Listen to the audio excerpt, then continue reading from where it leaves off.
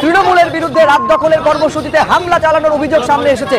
ছবিতে স্পষ্ট দেখা যাচ্ছে যে যেভাবে হামলা চালানো হয়েছে দেখতে পাচ্ছেন, এমনকি প্রবীণ মানুষ, বয়স্ক মানুষ, তাদের পর্যন্ত নির্যাতিতার বিচার চায় এই দাবিটা শুধু তারা রেখেছিলেন।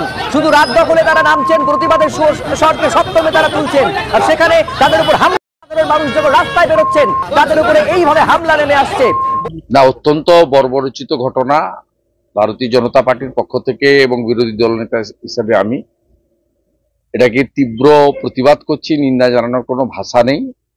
এবং আমরা বিরোধী দল যেভাবে আক্রান্ত হই, বিরোধী রাজনৈতিক কর্মীরা নির্বাচনের আগে পরে এবং সারা বছর যেভাবে আক্রান্ত হই, আজকে পশ্চিমবাংলায় সাধারণ নাগরিকগণের যে সুরক্ষা নেই, তারাও যে আক্রান্ত হন, এই ঘটনা আজকে চোখে আঙ্গুল দিয়ে দেখিয়ে দিয়েছে। এবং প্রতিবাদী জনতা, সচেতন নাগরিক, এরা কাউকে ছাড়ছে না। এবং যে বর্বরোচিত ভাষায় আজকে মাথা ভাঙার দৃশ্য পশ্চিমবঙ্গের লোক দেখেছে, এটা একটা কথাই বলা যায়, ছি মমতা, ছি মমতা। অন ক্যামেরা সাধারণ মানুষের উপরে অত্যাচার হয়েছে, যেখানে কোনো রাজনৈতিক এজেন্ডা ছিল না, রাজনৈতিক দলের পতাকা ছিল না, সাধারণ মানুষ হয়েছে। রাত দখলের লড়াই নয়, বিচারের লড়াই। সলিউশন একটাই, নেতাজির পথ ধরুন। ওই শান্তি শান্তি শান্তি অহিংস এসব করে কিছু হবে না। 27 তারিখ ছাত্র যুব সমাজ দেখিয়েছে, ওই পথে যেদিন হাঁটবেন সেদিন এরা শিক্ষা পাবে। এসব জিনিসে এরা শিক্ষা পায় না। এরা গোলাপ ফুল মিষ্টি ওসবের শিক্ষা পায় না, ভাষাই বোঝে না। তৃণমূল এত বড় বড় এবং গুন্ডাদের অসভ্যের দলে পরিণত হয়েছে। এরা মানুষের যে প্রতিবাদের যে নানা রকম ভাষা রয়েছে, এ ভাষা জ্ঞানই নেই। এদের জন্য একমাত্র লাটহাউস শোধ যদি করতে পারেন। আমরা পূর্ব মেদিনীপুরে করে রেখেছি, আমার এলাকায় করে রেখেছি, কাঁচা বাঁশের লাঠি কেটে রেখেছি। প্রতিরোধ করি, আমাদের লোক জখম হয়, আমাদের লোক জেলে যায়।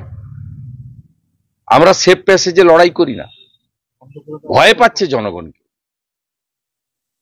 এই আন্দোলনটা যে নাগরিক সমাজের হাতে চলে গেছে এবং এই আন্দোলনটা কার্যত এই রাজ্যের মুখ্যমন্ত্রীর বিরুদ্ধে ক্রমান্বয়ে যাচ্ছে, রাজ্য পুলিশ, কলকাতা পুলিশের বিরুদ্ধে যাচ্ছে, এটা ক্রমশই প্রকাশ্যে আসছে। তাই ভীত আতঙ্কিত হয়ে এইসব কাণ্ড কারখানা করছে। কিন্তু আমি সচেতন নাগরিককে বলবো, পতাকা ধরার দরকার নেই, আন্দোলনটা করুন নেতাজির পথে, তাহলেই শিক্ষা হবে। এবং দাবিটা তুলুন, দফা 1 দাবি 1, মমতা ব্যানার্জির পদত্যাগ, এর কোনো বিকল্প নেই। পুলিশ এবং আমরা মাথাভাঙা নিয়ে কর্মসূচি নেব। প্রয়োজন হলে মাথাভাঙার বিধায়ক সুশীল বর্মনের সঙ্গে আমি কথাও বলবো এবং আগামীকাল আপডেট করব।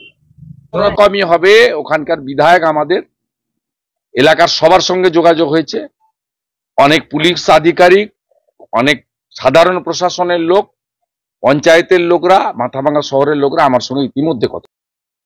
জনমত অত্যন্ত তীব্র, জনরোষ বাড়ছে। শুধু আন্দোলনের পদ্ধতির পরিবর্তনের দরকার। 27 তারিখ ছাত্র যুব সমাজ যা দেখিয়েছে, তারা অনেকে আহত হয়েছে, এখনো অনেকে জেলে আছেন, আজকে অনেকে জামিন পেয়েছেন, আরো অনেকে 150 জন এখনো জেলে আছেন।